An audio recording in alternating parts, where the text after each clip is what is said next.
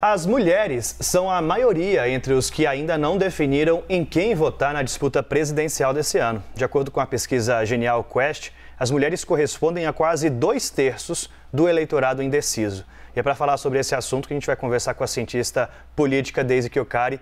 Deise, bom dia, bem-vinda mais uma vez ao Live CNN. Oi, bom dia.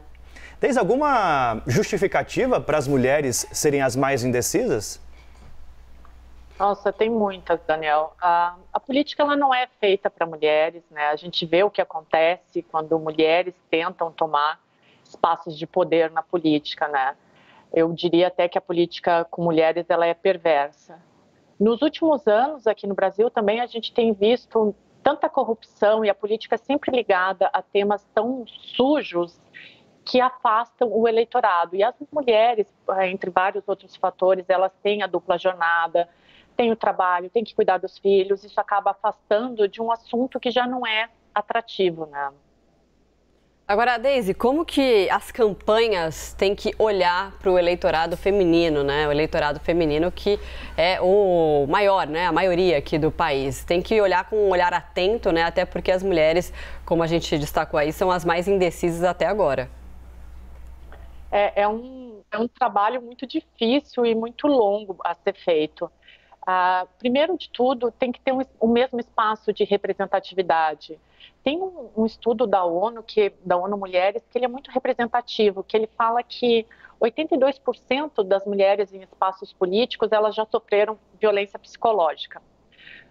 45% já sofreram algum tipo de ameaça e 25% das mulheres em espaços políticos sofreram violência física. Então, as campanhas elas precisam tirar esse medo das mulheres, equiparar e não deixar que números, por exemplo, em campanhas políticas, os números das mulheres sejam os mais difíceis de serem assimilados pelo eleitor. Os investimentos, né, que agora existe uma cota para as mulheres, mas esses investimentos eles têm que efetivamente chegar. As mulheres têm que começar nas chapas para governos do Estado e para a própria presidência, deixar de ser apenas um politicamente correto, né? Tem que tomar a cabeça de chapa, tem que se ouvir as propostas. E também quando a gente fala desse estudo da ONU que diz que existe uma violência contra as mulheres, a gente pode citar várias que precisam acabar urgentemente, como a interrupção nas falas, né? As mulheres são sempre interrompidas em qualquer discurso numa campanha eleitoral. Então, são vários aspectos que precisam ser tomados e uma medida também socioeducativa de todos, para que as mulheres tenham efetivamente participação na política. Agora, Deise, esse ano a gente tem campanhas presidenciais de chapas duplamente femininas, temos mais mulheres disputando as eleições. Qual a grande barreira que esse público feminino, mesmo diante dessa indecisão, tem de ver nessas candidatas uma representação de fato? Porque ainda estamos polarizados. Esse cenário da polarização prejudica essa representatividade, essa identidade, melhor dizendo, entre o eleitorado feminino e as candidatas?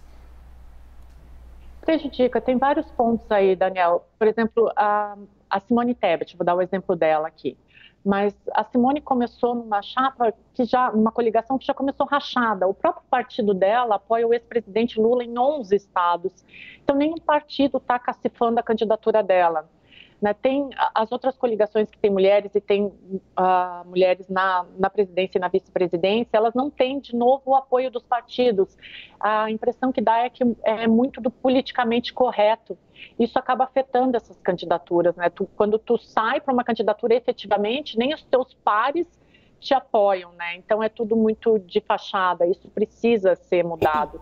E esses nomes dessas mulheres, eles precisam ser cacifados a longo prazo e não em cima de uma disputa presidencial, porque uma pesquisa de um partido entendeu que isso era o politicamente correto. Isso acaba afundando essas candidaturas. Deise, as mulheres, do ponto de vista eleitoras, né, como você citou aí, que as mulheres acabam tendo muitas tarefas e deixam a política de lado, né? Um assunto que não interessa tanto, até porque elas não são representadas como deveriam ser dentro da própria política, né? Quais pontos mais sensíveis para as mulheres na hora de escolher o candidato, seja essa escolha de última hora? Educação, saúde e transporte público, que são temas que estão completamente de lado nessa eleição. A gente tem falado muito mais uma pauta de costumes, do bem contra o mal, do que efetivamente, e aí eu vou usar um clichê que a gente vê todos os políticos falando, mas na prática isso não existe, que é cuidar das pessoas. É o simples, é o básico, a própria definição de democracia é democracia emana do povo, mas a última coisa que a gente vê é justamente isso. E nessa eleição, que é uma eleição particular, a gente tem visto essas pautas completamente de lado, o que é até irônico de uma certa forma. Só para completar, vocês me desculpem, assim, mas tem um ponto que eu acho muito relevante. O próprio Senado feminino só foi ter banheiro, o próprio Senado só foi ter banheiro feminino em 2015. 2015 é ontem. Então, olha como a nossa história da política com as mulheres, ela é irônica. Sim, eu estava lá e vi isso de perto.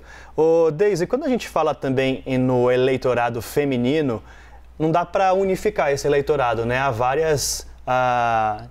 São vários os tipos de mulheres, né? Tem a mulher evangélica, tem a mulher de classe baixa, mulher de classe alta. Hoje, vamos focar nas mulheres evangélicas. Elas também estão indecisas? A grande maioria das mulheres evangélicas está com o presidente Jair Bolsonaro pela própria representatividade. O presidente Jair Bolsonaro é oriundo da bancada evangélica.